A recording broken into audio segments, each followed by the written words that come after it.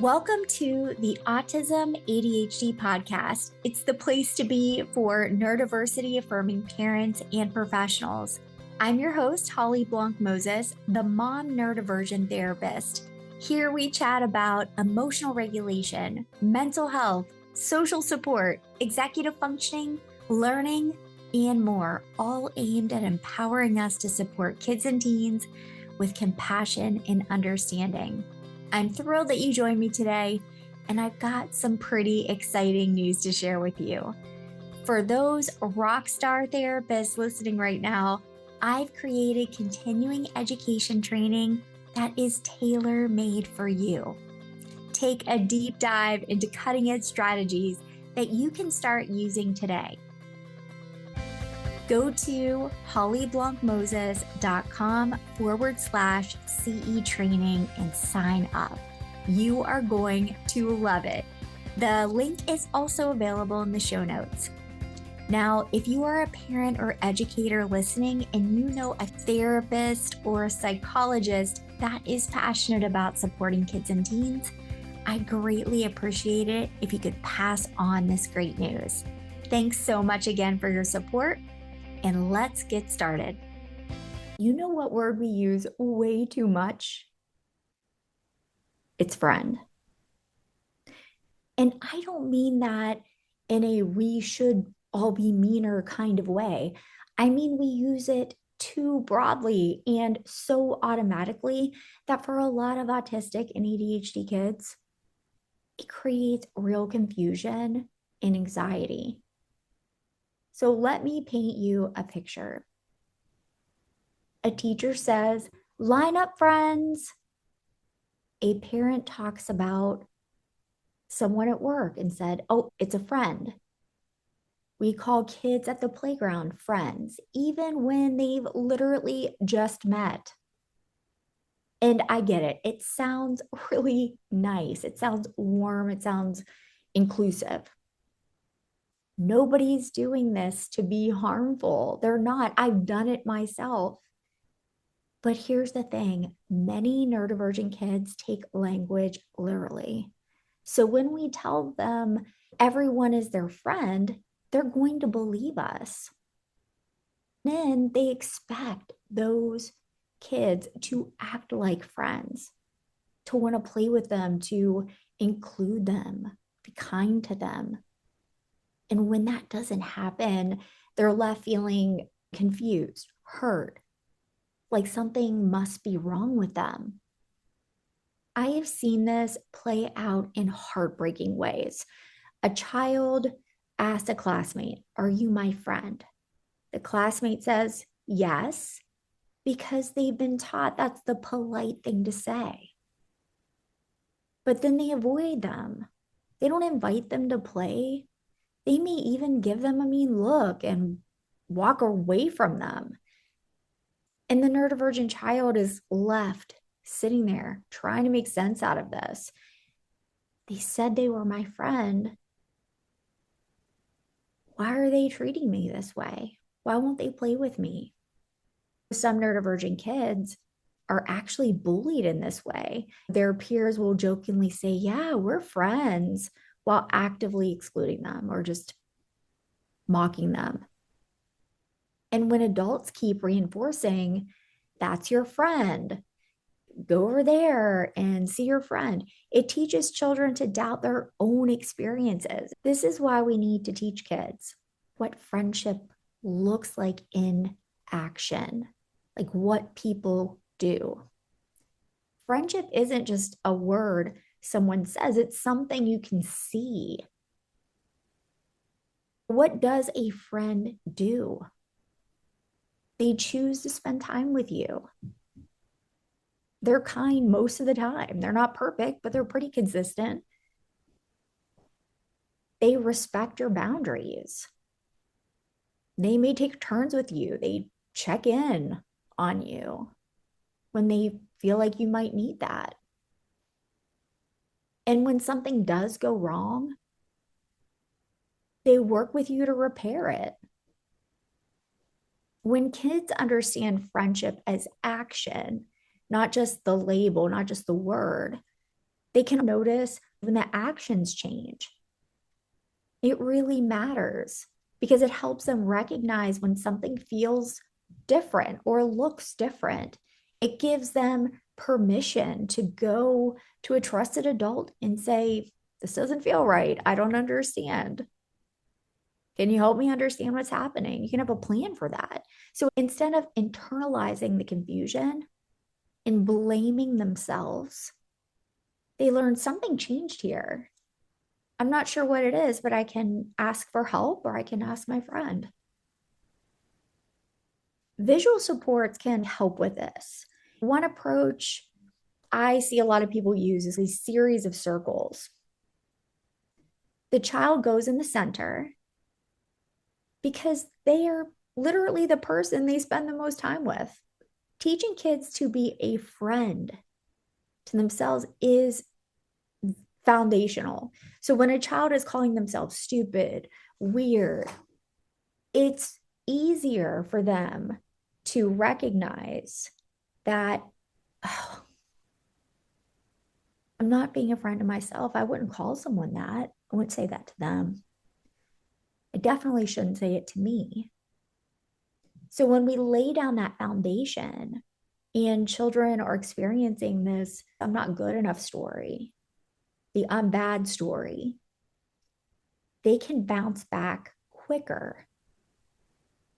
When they've built that internal friendship, when they know how to be kind to themselves, I see it. They recover faster. Their sense of worth isn't completely dependent on how others treat them. Then we add in that other circle that might be family. Then maybe there is a circle of people that they consider friends that they like to talk to. Maybe they share the same interests. And another circle outside of that might include classmates that they see, but they don't necessarily play with them. They might say hi to them, but they don't spend a lot of time together or talk together or play together. That visual just helps kids understand that not everyone is a friend. And that's completely normal. It's not a reflection of their value. It also shows them that friendships don't have to be exclusive, right? A peer can be your friend and also play with other people. Closeness can shift. And we've all experienced that. You might play together one day, and then the next day they might play with someone else. That doesn't mean the friendship is over. It means that they're wanting to do another activity with the other person that day. They can choose to go ask if they can join their friend, play with someone else, or they can choose to do something else. I wanted to mention it's good to be cautious when asking a neurodivergent child or any child, who is your best friend? This is really hard to answer. A child might genuinely believe that the person who played with them for a little bit that day at recess or spoke to them a little bit in class is now their best friend, even when that peer doesn't feel the same way. Again, that's why it's good to always come back to what are actions of a friend. Even as adults, friendship looks different from person to person. My closest friend lives 20 minutes away. We see each other every couple of months and text once or twice a month. And it works well for us. She's very much like me. I have another friend that I meet around once a month for breakfast. And we don't really text or anything in between. We just put it on our calendars. Totally different rhythm, but just as meaningful. Then once a year, I get together with two friends I absolutely adore. Even though we all live in the same area, I probably see them once or twice a year. And that's okay. They're closer friends than I am with either of them. So they see each other a lot more than that, but I'm still connected with them. I love that we get together once a year because our birthdays are around the same time. And we just recently did. Although I haven't seen them in a year, it was amazing to be able to see them and catch up. But society tells us more friends are better. The more you're busy with friends, the better. That popularity equals value. And autistic and ADHD kids, they absorb that message. When they have maybe one friend or acquaintance or no friends, they start to believe that they're less valuable. So, teaching a more accurate understanding of friendship helps kind of protect against that. It doesn't mean it doesn't hurt. It just helps to have that foundation because you can keep coming back to it, especially when you're feeling confused because these social relationships are confusing. It reminds kids that their value, again, isn't measured by how many people choose them, and that being a good friend in themselves is almost more important than how many friends they have around them. In second grade, I had a friend, and she wanted to be official best friends. If you're listening to this, Neely, maybe you remember. She wrote out a best friend contract and gave it to me and said I needed to sign it. I remember feeling so anxious and worried because I knew that kids in class, they would get mad at me and I didn't understand why. And it was just a matter of time before she got mad at me too. Plus, I was pretty savvy. And so I knew that I needed to get a lawyer or some other knowledgeable adult to look over the contract just to make sure that it was okay for me to sign. I don't know how I knew that in second grade, but I did. I did ask her, what happens if you get mad at me? And she said, then we'll just rip up the contract and we just won't be friends anymore. I just remember being so scared that she was going to get mad at me. Of course, eventually she did.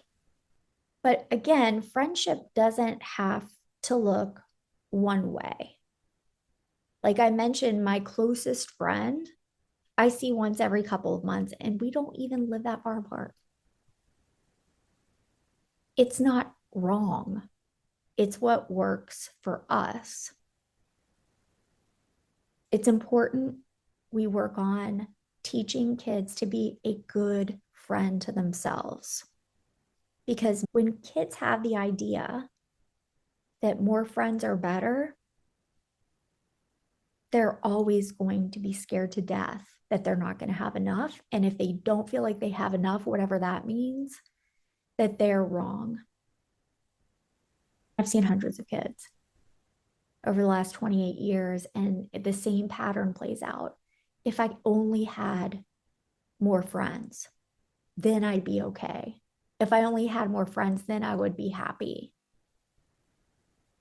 And they're just constantly worried that when they do have some friends, do they have to act like what their friends want? Do they have to do what their friends tell them to do in order to keep them?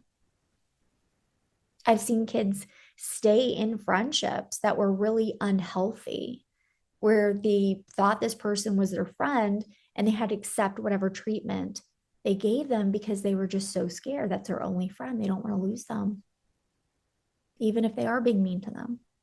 Let's teach our kids that having more friends does not have anything to do with their value. It's knowing what kind of friendships work for them, how they like to play with other people or spend time with them, what interests they might have in common. It's okay if a child on the playground is playing and running around with kids for a while and then they decide that they want to play in the sandbox by themselves for a little bit. Maybe that's what they needed. Maybe they enjoyed the time that they had running around and now they need some time on their own. That's also okay. So let's celebrate what actions a friend does and how kids can be a friend to themselves. We need to stop using friend as a default label for everyone. We need to offer clear language, observable examples, actions, because not everyone is their friend and not everyone is our friend. It's about being authentically yourself, understanding friend actions, being a friend, teaching a more accurate understanding of friendship helps reminds kids that their value isn't measured by how many people choose them at recess or choose to sit by them, because they are 100% valuable no matter what, even if they're last person chosen. I really wish that I would have known that growing up. I wish that I could have learned to be a better friend to myself. And it's never too late. So it doesn't matter if your child or your student or client is in preschool. It doesn't matter. It doesn't matter if they're in elementary, middle, high school, or they're an adult. It is never too late to help them learn this and for you to also learn it. We need to be careful about the word friend. It is not a default label for everyone. We need to offer clear language, observable examples, maybe even a list of actions, and permission to recognize that relationships look different. I can say hi to my neighbor when I see them out, but we're not friends. I can talk to someone at the grocery store that I don't even know. It doesn't make us friends. And you don't need to hang out with people all the time in order for them to be your friend. So being more precise with our language, it doesn't make kids less kind. It makes them less confused. It makes them safer. It makes them understand that their value isn't connected to whether someone decides they like them that day or not. If this was helpful to you, I would love it if you could take a moment to give the podcast a 5-star review. That would be amazing. And as always, I am honored that you join me. You are so busy, and it just lights me up knowing that you're finding this information valuable. I'll see you next time. If you found this podcast helpful, I greatly appreciate it if you could take a second to give it a 5-star review. With your positive feedback, I can continue bringing you free, valuable information. As an extra thanks to you for sticking around, there are special gifts waiting for you in the show notes. You'll find links to free resources on supporting neurodivergent kids and teens with social interaction, emotional regulation, and more.